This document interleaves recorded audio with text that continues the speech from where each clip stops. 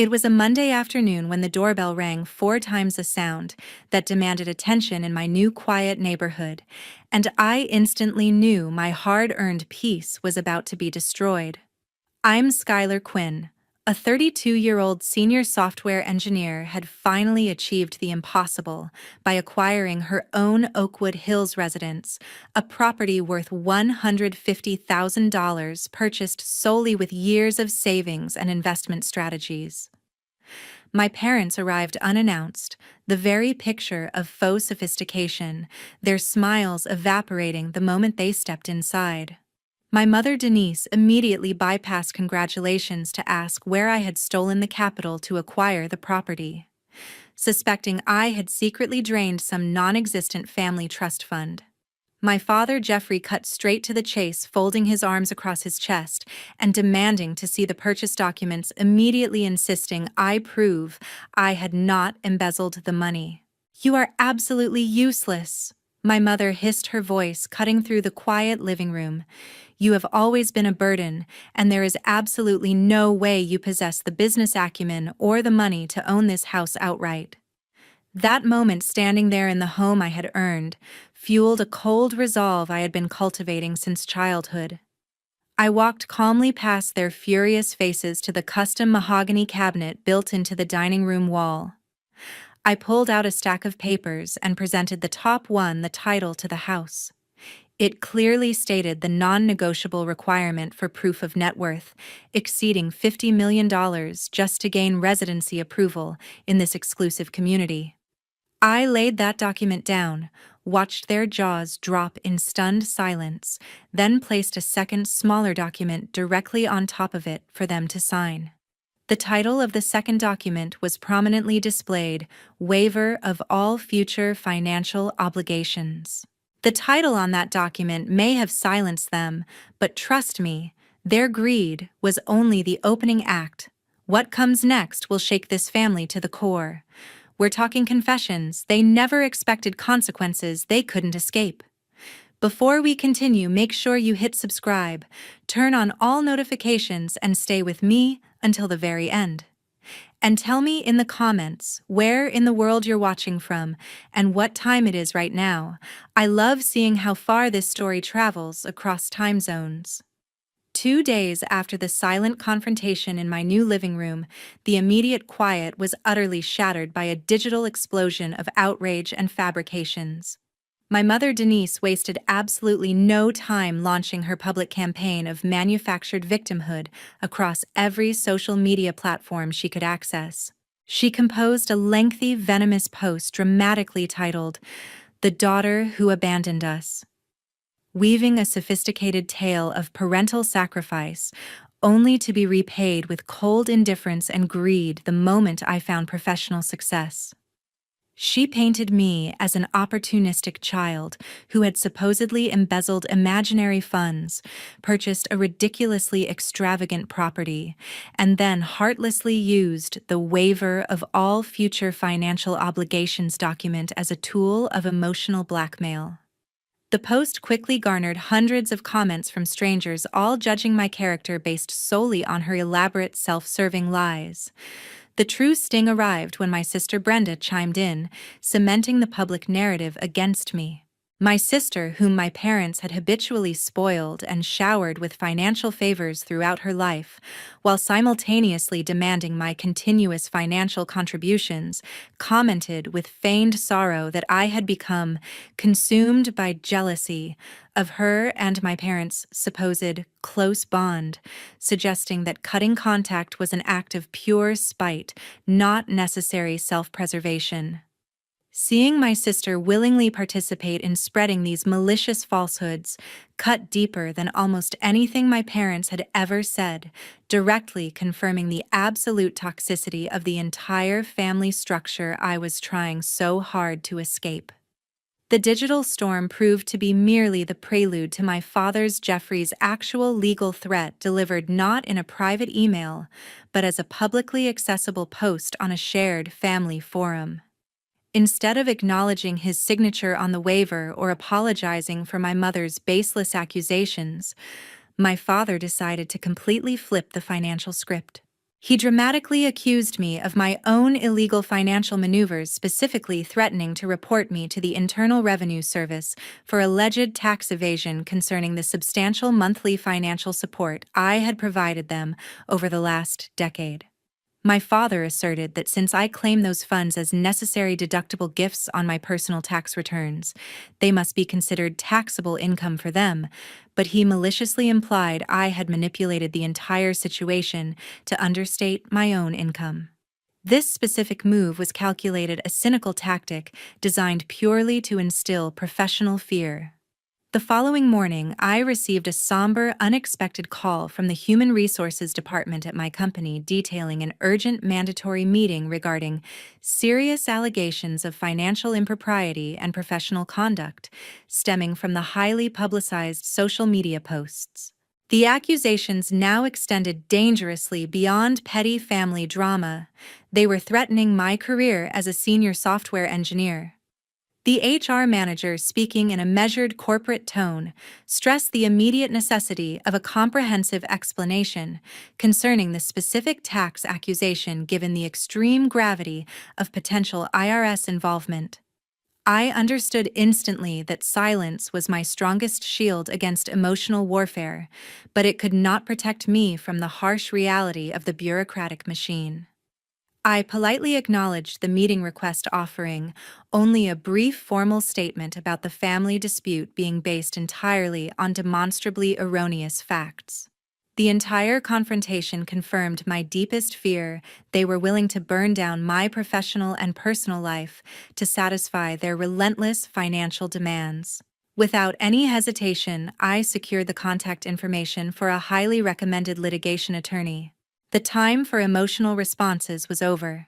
It was now entirely a matter of strategy and law. 3 weeks later, I knew that the social media warfare had officially transitioned into a cold, calculated legal battleground. My first meeting with my lawyer, Avery Hayes, took place in her sleek, minimalist office suite downtown, a space that immediately radiated competence and serious intent. Avery listened intently, her expression remaining neutral as I recounted the public shaming campaign and the subsequent malicious tax accusation from my parents.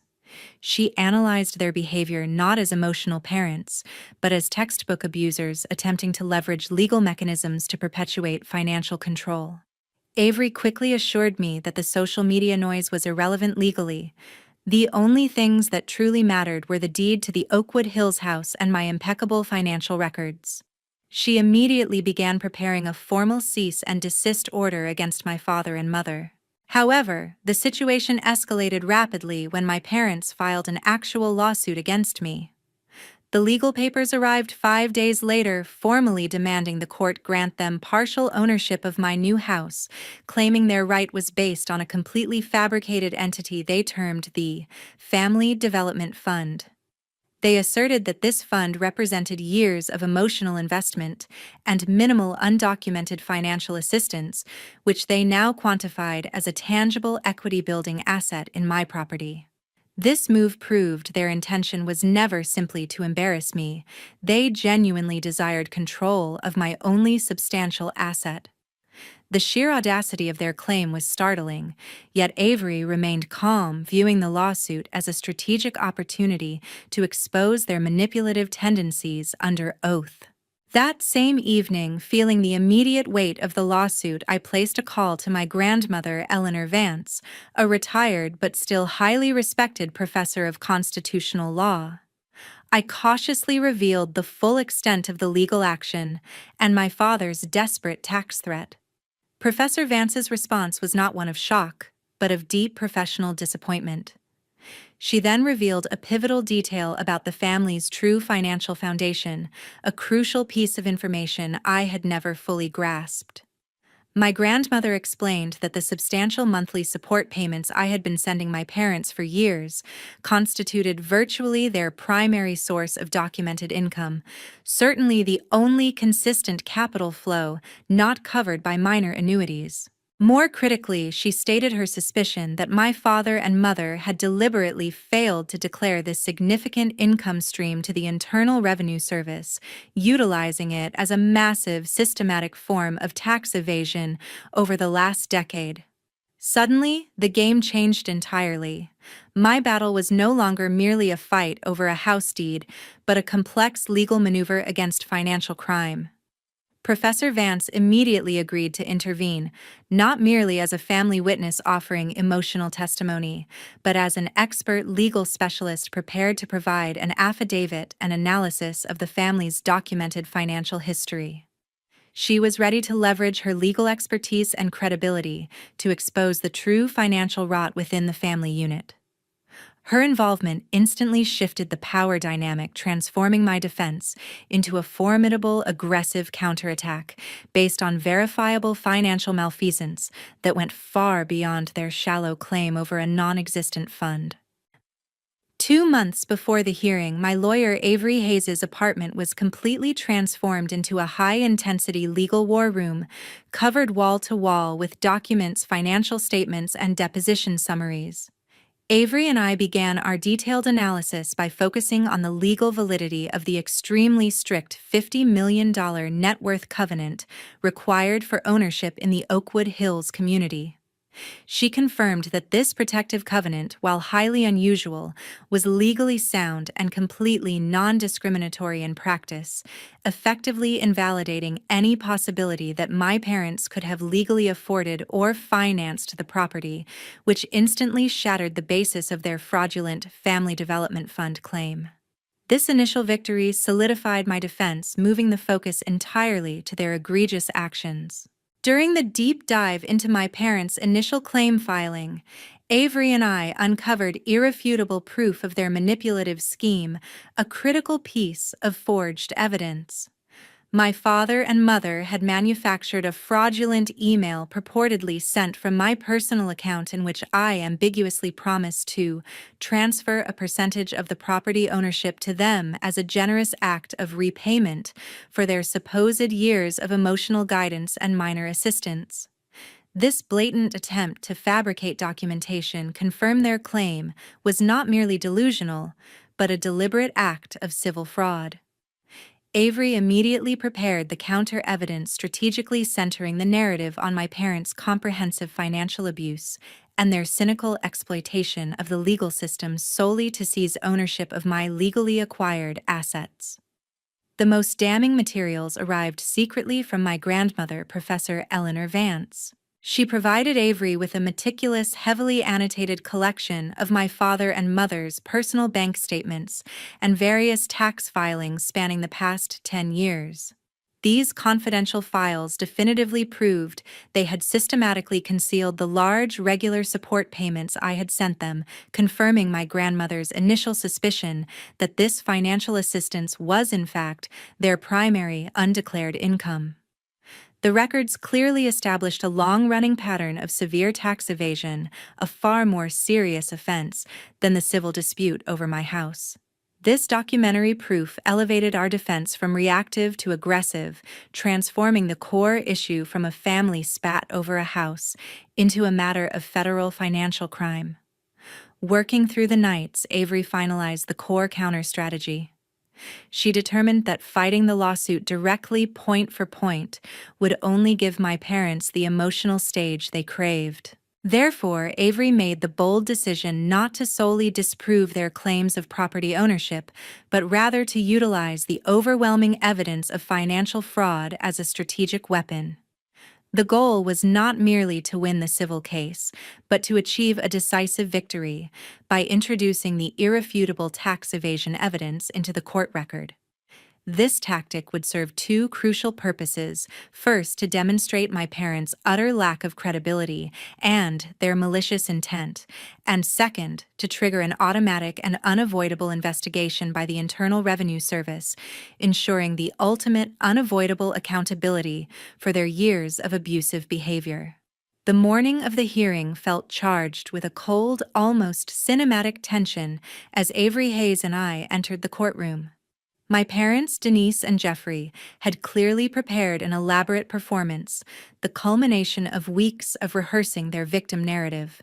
My mother dabbed dramatically at dry eyes while my father leaned heavily on his cane, portraying himself as a fragile patriarch facing immense persecution. They began their testimony with a deluge of exaggerated sentiment, recounting years of supposed financial sacrifice and emotional hardship endured solely for my benefit. My father, Jeffrey, then took the stand, his voice shaky yet authoritative, asserting that the home was essential for establishing his financial stability in old age, and vehemently denying any and all allegations of fraudulent conduct or tax evasion. He presented himself as a simple, honest man whose hard-earned reputation was being unfairly attacked by an ungrateful, wealthy daughter who had forgotten her family roots. His denial offered Avery the perfect opening to deploy our meticulously prepared counter-evidence. Avery's cross-examination was swift, clinical, and completely focused on exposing the gaping inconsistencies within my parents' financial declarations.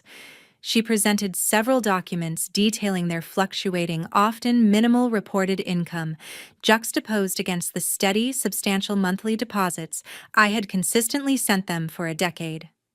She pressed Jeffrey on the significant gap between his officially reported income and the lifestyle expenses clearly visible in his bank statements, subtly guiding the narrative toward the undeniable fact that the funds I provided constituted undeclared income. With every question, the calculated facade he had built began to crumble, replaced by nervous hesitation and obvious discomfort under the harsh scrutiny. Just when the judge seemed ready to dismiss the motion based on the implausibility of the Family Development Fund, the situation twisted violently sideways with a surprise witness. My sister Brenda Albright was called to the stand by my parents' legal counsel. Seeing my sister there, elegantly dressed, yet harboring the same predatory malice as my parents, sent a faint tremor through my otherwise perfect composure. Brenda took the oath, and then proceeded to deliver a shocking, meticulously crafted lie that shifted the blame entirely onto me. She claimed that my purchase of the Oakwood Hills home was not a triumph of my financial independence, but the result of extortion. Brenda swore under oath that I had blackmailed our parents, threatening to cut off their sole source of regular income unless they formally agreed to co-sign documents ensuring the house purchase and guaranteeing me full control of the property.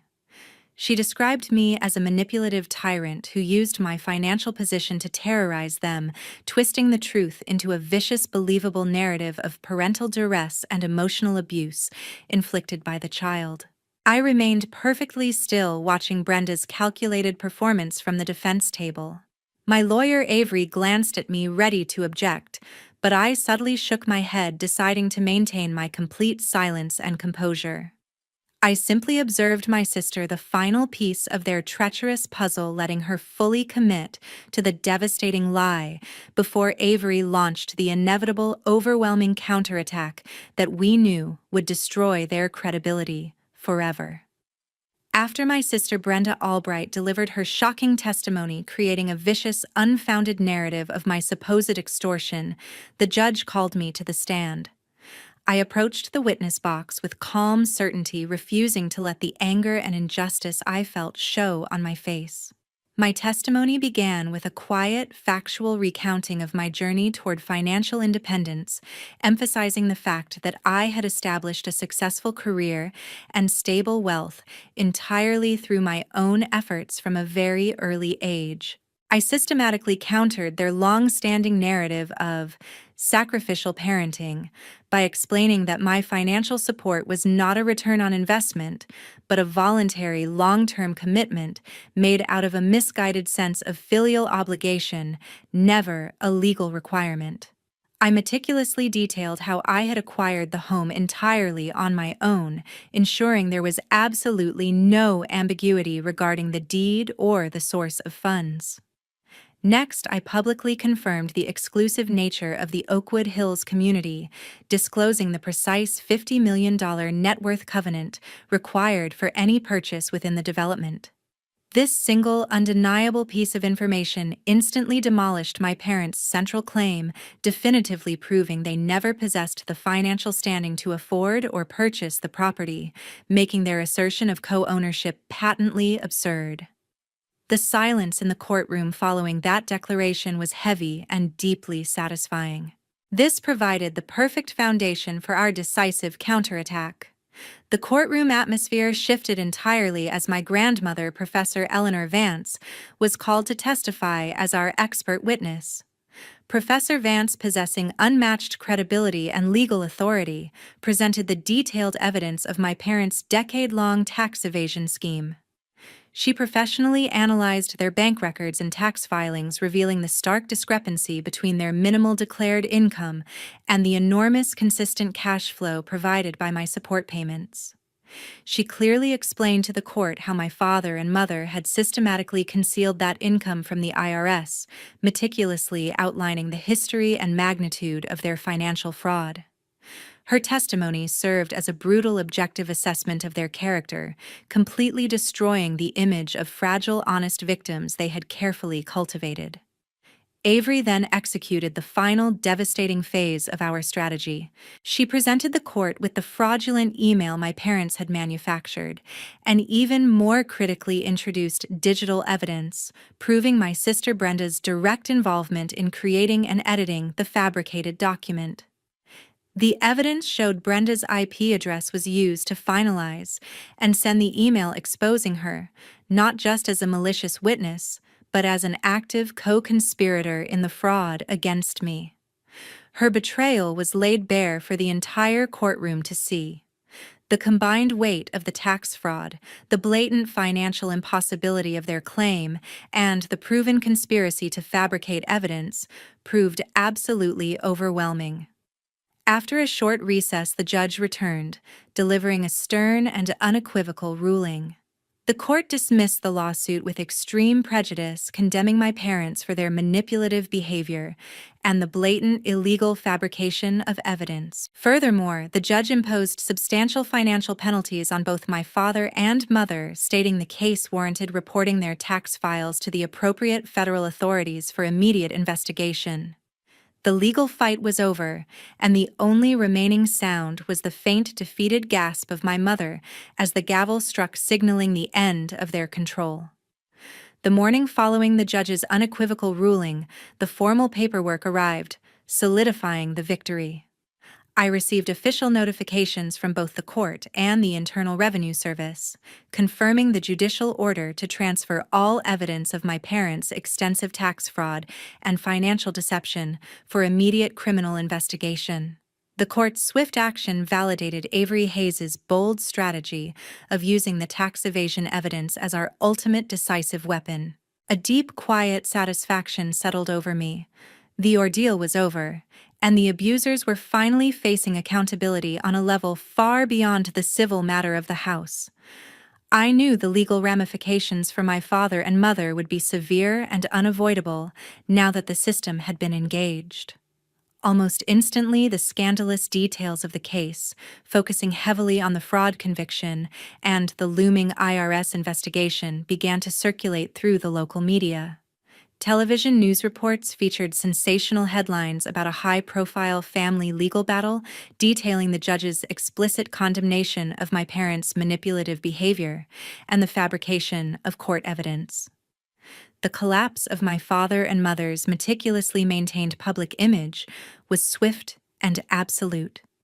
Their social standing, carefully constructed over decades of pretense, dissolved into public mockery and legal peril, a deserved consequence of their greed and cruelty. The attention was uncomfortable, but it provided undeniable proof that my silence and steadfast refusal to concede had been the correct path. The inevitable attempts at contact started soon after the news broke. My parents and my sister Brenda Albright, desperate to escape the federal investigation, began trying to reach me through every available channel, particularly through Avery. Their lawyers, now scrambling to contain the criminal fallout, reached out pleadingly, attempting to broker a deal. They insisted really that I immediately retract the tax evasion evidence, somehow believing that I possessed the authority or the inclination to halt a formal government investigation. It was a futile, almost comical demonstration of their enduring delusion and their inability to accept responsibility for their own criminal actions.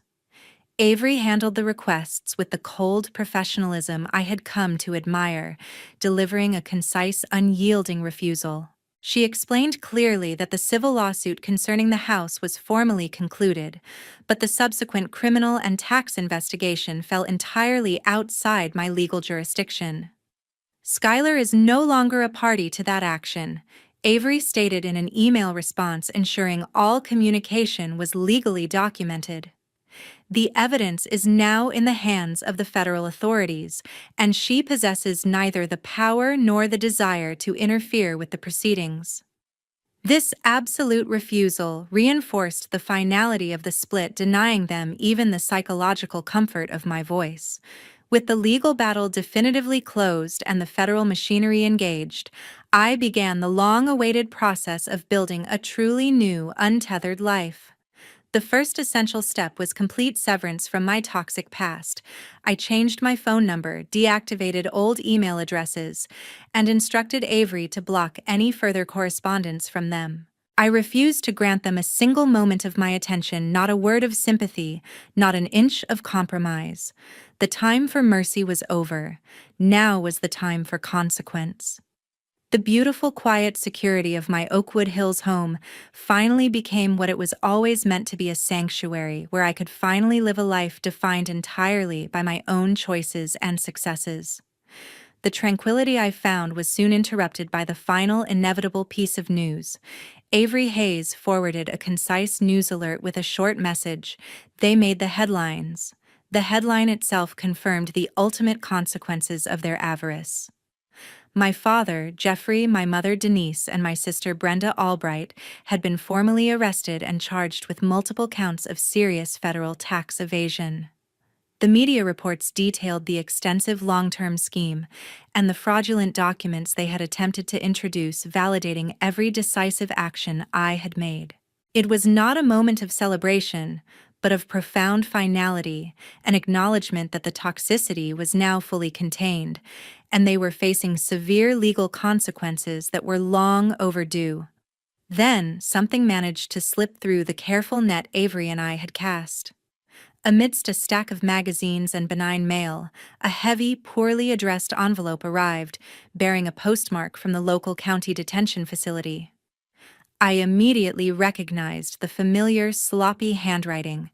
Inside, written on thin prison-issued paper, was a desperate, rambling letter signed by my mother. It was a masterpiece of manipulative self-pity, a bizarre mix of tearful non-apology blaming external forces for their downfall, and a frantic appeal for me to use my substantial resources to secure their immediate legal assistance. The entire tone reeked of their lifelong refusal to accept responsibility, treating the federal investigation simply as another huge inconvenience I was somehow obligated to fix.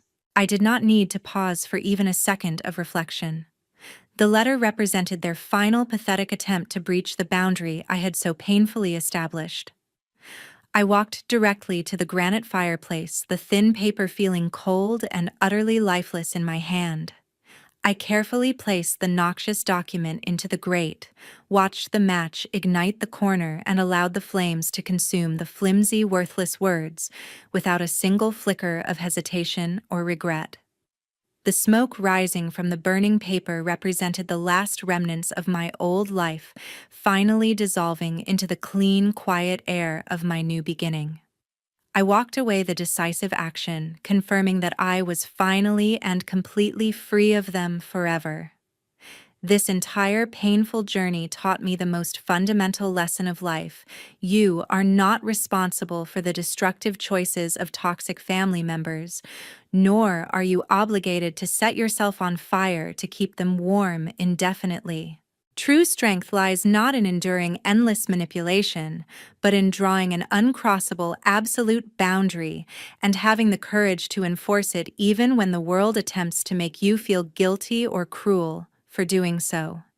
Severing a toxic tie is never a failure of love, but an ultimate act of powerful self-preservation, allowing you to finally build a beautiful life rooted in genuine peace and self-earned success. Thank you so much for following my story, for sharing this difficult path toward true freedom and profound self-respect.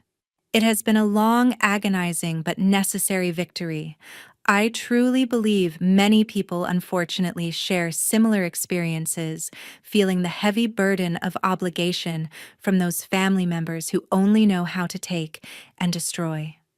If any part of my challenging story resonates with you, or if you have faced similar tough choices in your own life, I strongly encourage you to share your perspective and thoughts in the comments below. Your voice and perspective truly matters to everyone.